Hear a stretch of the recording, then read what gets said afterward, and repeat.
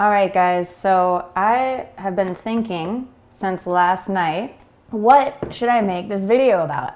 I don't know. What should we learn today in our English lesson? And then I thought, that's it. I've got it. We're going to talk about pronunciation, especially phrases like last night and I don't know. Did you know when you say these phrases that you might not be sounding like a native English speaker? That's because native English speakers don't usually say all the sounds that you might see in these phrases when you read them. We don't normally say, I don't know, or last night.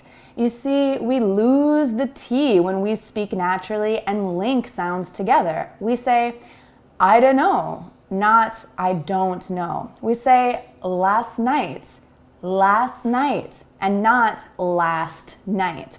So then I thought, there's a lot of phrases like this, not just those two. So let me share them and how you can speak more naturally in an American accent with this lesson. And here's another thing. You don't always want to say, I don't know. If someone asks you a question, responding with, I don't know, can sound like you don't care. And so if you want to give the impression that you do care, even if you don't know the answer, I'm going to give you 5 phrases, alternative phrases that you can use instead of I don't know. Now, let's practice some pronunciation right here, right now. I mentioned already that native English speakers rarely say, I don't know. And this is for 2 reasons. 1, it can come across as rude or as if you don't care about the answer. It can also come across as a little strange if you pronounce the T. It can sound very dramatic if you say, I don't know. It can sound angry. It can sound rude. And if that's not the meaning that you want to convey, then I suggest that you pronounce it like this. I don't know. I don't know. I don't know.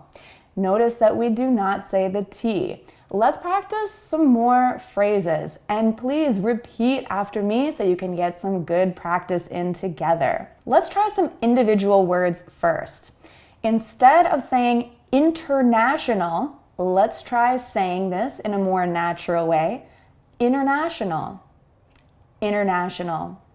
In the United States, we have countries, we have counties, and we have cities in terms of how we organize locations. You might have noticed that we do say the T in the word country, and we always say the T, country. Country.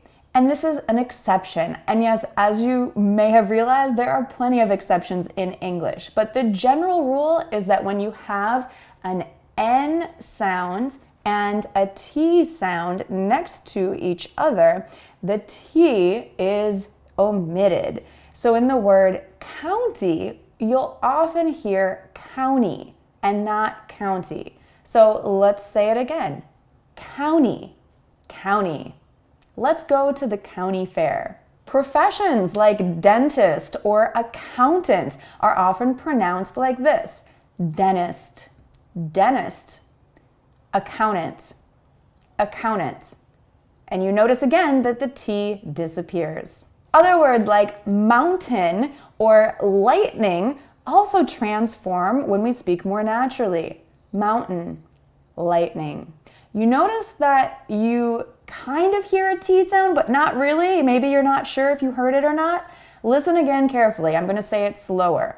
Mountain, lightning.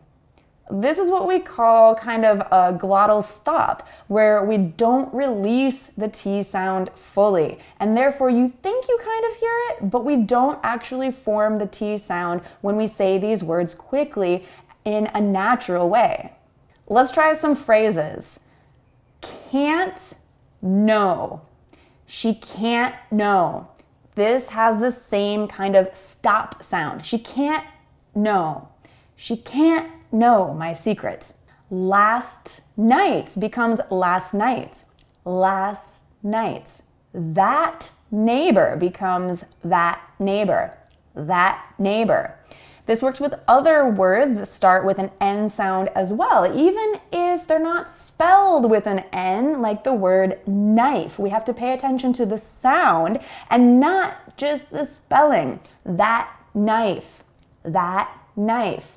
Or how about the word gnome? It starts with a G, but it has an N sound. That gnome. Notice that we do not say the T sound before the N here because we have T in that and the N sound beginning the next word. That neighbor, that knife, that gnome. A few more examples just to practice together and make sure that you're saying these out loud. Past 9 becomes past 9. I can't get to work past 9 or I'll be late. Get near becomes get near. Don't get near me. Late news. Late news. We don't quite release that T sound when we speak quickly. Late news. Hot news. It's hot news. Hot off the press. And best news becomes best news if we speak fast.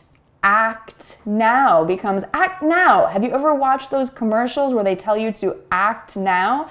You don't always hear the T sound. Act now. Can you think of any other examples where the first word ends in a T sound and the second word begins in an N sound, like, I don't know? Let me know in the comments. Now, did you hear what I just said? Let me know in the comments.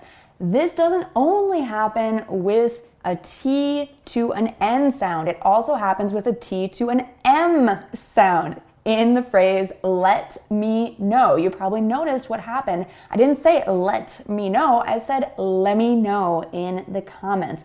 And so this rule applies to words like me, let me know. Words that begin with an M.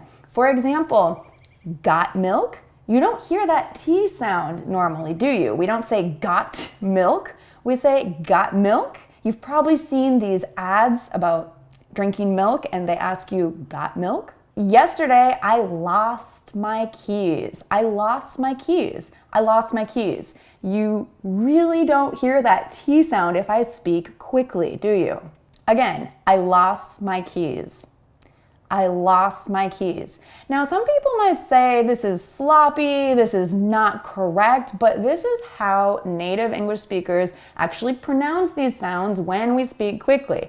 Now, if I said, I lost my keys, and then my friend said, what? What did you say? And if I want to pronounce clearly to make sure that my friend understands me, then I would say, I lost my keys. And I would carefully enunciate every sound. But what I'm trying to explain to you is if you say this T sound before every word that begins in an N or an M sound, it just doesn't sound natural. It sounds stilted. It sounds like not natural. It sounds like textbook English. And so that's why we're practicing a lot of phrases here so that you can practice that nice linking sound between words that end in a T and begin with an N, or with words that have an N before a T sound. You'll notice that if the T comes after or before an N or an M sound, we often omit it. So let's keep practicing. Another phrase, let me find out. Let me find out. Let me find out. And this is a great segue or introduction to phrases that you should say instead of, I don't know. Let me find out. Let me find out is a great alternative phrase that you can use to show that you care about the answer. You care about the person asking the question. If you don't know the answer, that's okay, but you're showing you're going to take some action and make some effort to find out. Let me find out. Another alternative is, I'm not sure right now. I'm not sure right now. You can say, I'm sorry, if you'd like to be extra polite. I'm sorry, I'm not sure right now. Another option, perhaps my favorite, is to first compliment the person asking the question. That's a great question. Or that's a wonderful question. Or that's an awesome question. I'll have to get back to you on that.